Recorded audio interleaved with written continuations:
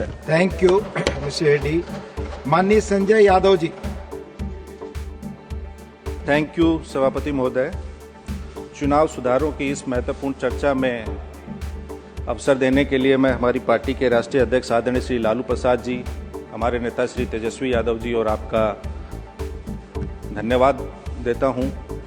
सभापति महोदय, जैसा कि इस चर्चा में सभी वक्ताओं ने कहा कि भारत दुनिया का सबसे बड़ा लोकतंत्र है और यह वाकई हम सब भी गर्व से दोहराते हैं, लेकिन एक सच्चे और जीवंत लोकतंत्र की पहचान केवल मतदाताओं की संख्या से तय नहीं होती।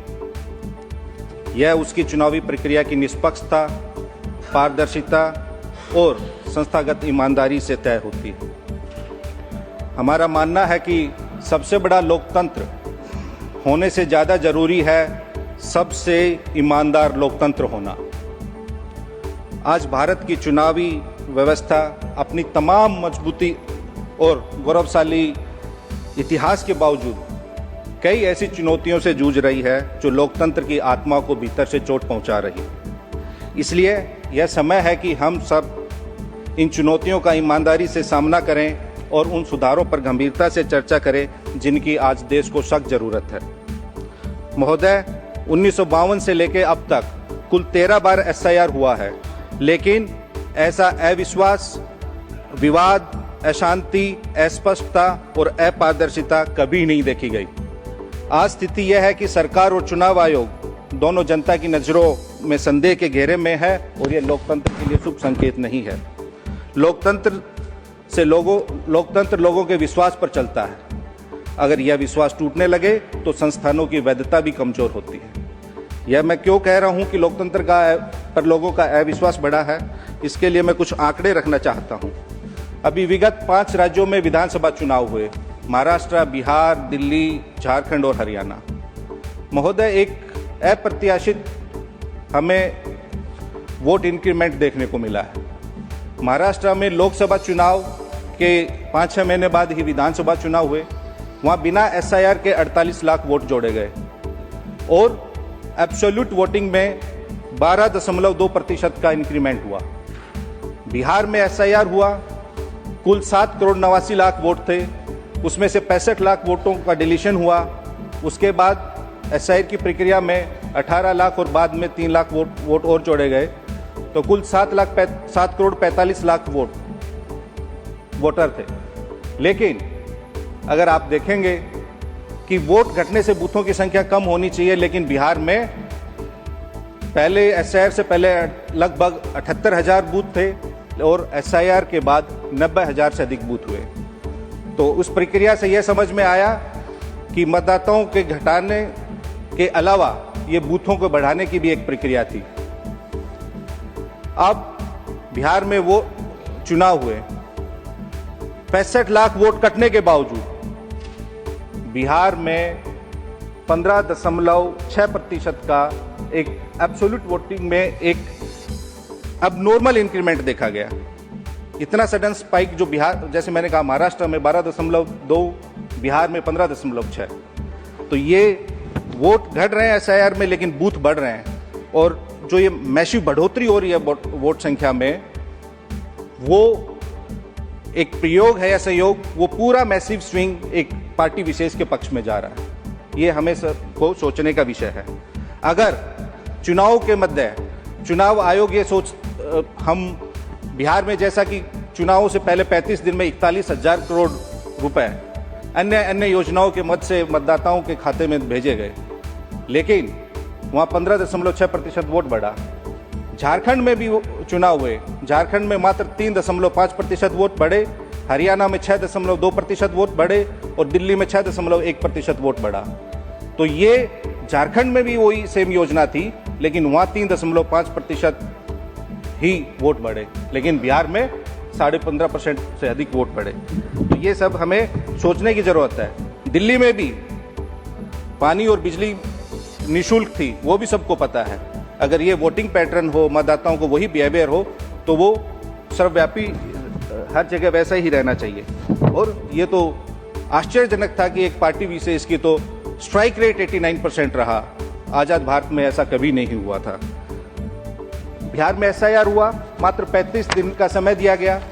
उस 35 दिन में लगभग मैंने कहा कि 7 करोड़ 90 लाख वोटर मतदाताओं को पुनरीक्षण कार्य हुआ। उस 35 दिन में जैसा कि सब जानते हैं, बिहार का 73% जो भूभाग है वो बाढ़ प्रभावित है। सावन का भी महीना था, लोग कावड़ लाने जाते हैं, धान रोपाई का भी समय था। माननीय संजय जी, ये एसआईआर ये सब जुडिस मामला है और माननीय चेयरमैन ने शुरू से ही रिक्वेस्ट महोदय, चूंकि हम चुनाव सुधारों पे बात कर रहे हैं, तो जो हमारा अनुभव था तो उसी के संबंध में, वो भी एक चुनाव सुधारों की प्रक्रिया का ही एक अभिन्न अंग है, इसलिए हम बात कर रहे हैं। महोदय, बिहार में 1,77,526 वोट पोस्टल बैलेट थे। उस 1,77,526 में हमारा गठबंधन 143 सीटों पर लीड कर रहा था। हमारा विपक्षी गठबंधन एनडीए मात्र 94 सीटों पर लीड कर रहा था। अदर्स के हिस्से में 6 सीटें थी। पोस्टल बैलेट में मतदान में हम 44.6% मत प्राप्त कर रहे थे, लेकिन उसमें नहीं हुए। जो बाकी जो प्रक्रिया रही उसमें क्या विसंगतियां रही उस पर मैं हूं। तो महोदय, केवल हम जब चुनावी सुधारों की बात करते हैं, इलेक्टोरल रिफॉर्म सही तरीके से हो, पक्ष विपक्ष दोनों संतुष्ट हो, और सबसे बड़ी बात है जनता संतुष्ट हो। चुनाव सुधारों पे ये चर्चा केवल औपचारिकता नहीं रहनी चाहिए। आज मतदाता को लग रहा है कि उसके वोट के साथ कहीं ना कहीं हेराफेरी हो रही है। कुछ तो गड़बड़ है, कुछ तो ऐसी शक्ति है जो पिछले दरवाजे से उनके मतदान के साथ कहीं ना कहीं विसंगतियां हैं। रिफॉर्म होना चाहिए, लेकिन उससे देश का लोकतंत्र मजबूत होना चाहिए, ना कि कोई विशेष पार्टी।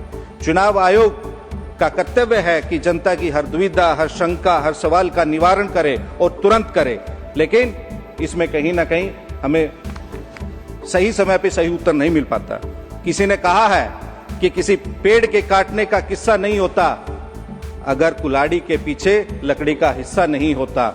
तो इस पूरी प्रक्रिया में चुनाव सुधार की ही नहीं, चुनाव आयोग में भी सुधार की अत्यंत आवश्यकता है, क्योंकि अगर एम्पायर ही टीम का खिलाड़ी बन जाए तो खेल नहीं होता, साजिश होती है। चुनाव प्रक्रिया आज जनता के सवालों के कटघरे में है। हमें सोचना होगा कि आजादी के बाद ऐसा क्यों हो रहा है कि जनता में लोकतंत्र के प्रति अविश्वास बढ़ रहा है। जब आयोग सवालों से भागता है और साफ साफ जवाब देने में आनाकानी करता है तो शक अपने आप जन्म लेता है।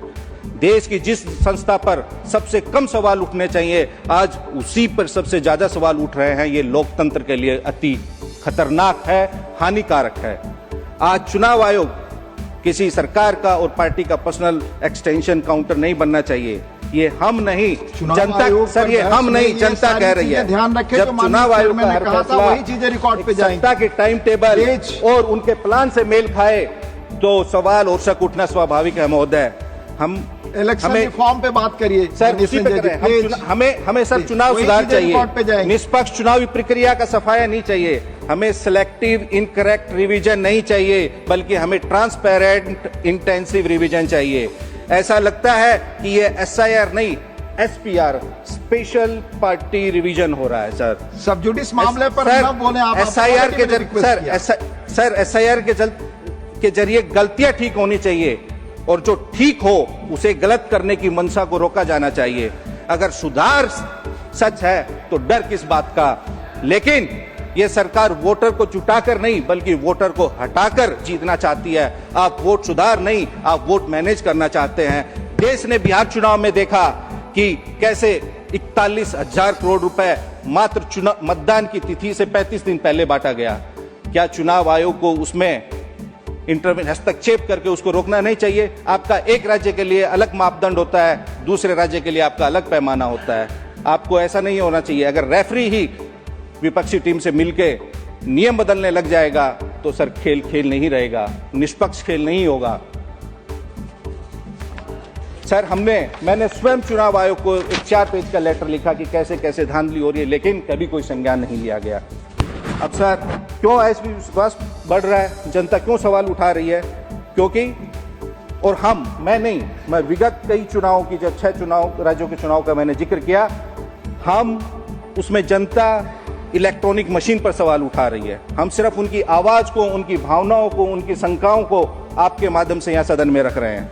दुनिया की हर मशीन ऑडिट होती है महोदय, लेकिन ईवीएम पर यह ऐतराज क्यों? दुनिया में कोई टेक्नोलॉजी या चूक नहीं है, कोई भी। हमने देखा है हमारे देश में ही हमारी मिनिस्ट्री ऑफ डिफेंस की वेबसाइट पे साइबर अटैक होता है, उसे हैक करने की कोशिश होती है और किया भी गया है 2018 में। हमारी मिनिस्ट्री ऑफ होम अफेयर्स की वेबसाइट पे भी साइबर अटैक्स हुए हैं। तो कोई भी तकनीक अचूक नहीं है महोदय। दुनिया की सबसे सुरक्षित माने जाने वाली प्रणालियां भी हैक हुई हैं, तो ईवीएम को अवैध कहना तकनीकी रूप से सही नहीं लगता महोदय। ईवीएम पर सवाल लोकतंत्र को कमजोर नहीं मजबूत करता है। अगर वोटर कहे कि मुझे ईवीएम पर भरोसा नहीं है तो क्या आप उसे अपराध मानेंगे? अगर वोटर कहेगा कि मेरे पास सब कागजात हैं और आप मेरा वोट डिलीट कर रहे हैं तो उसे क्या आप अपराध मानेंगे? नहीं महोदय। ईवीएम को बचाने से ज्यादा जरूरी है जनता के भरोसे को लोकतंत्र में बचाना, और जनता का भरोसा किसी मशीन में नहीं, निष्पक्ष प्रक्रिया और प्रणाली से ही संभव है। जब वोट कागज पे दिखता है तो गिनती में कागज क्यों नहीं? हम 5% मिलान भरोसा नहीं देता, 100% मिलान ही भरोसा देगा। लोग कह रहे हैं कि ईवीएम पारदर्शिता नहीं दे रही, और लोकतंत्र पारदर्शिता के बिना जिंदा नहीं रह सकता। अगर हम चुप रहेंगे तो सर मशीन जीत जाएगी, और हम बोलेंगे तो लोकतंत्र जीतेगा।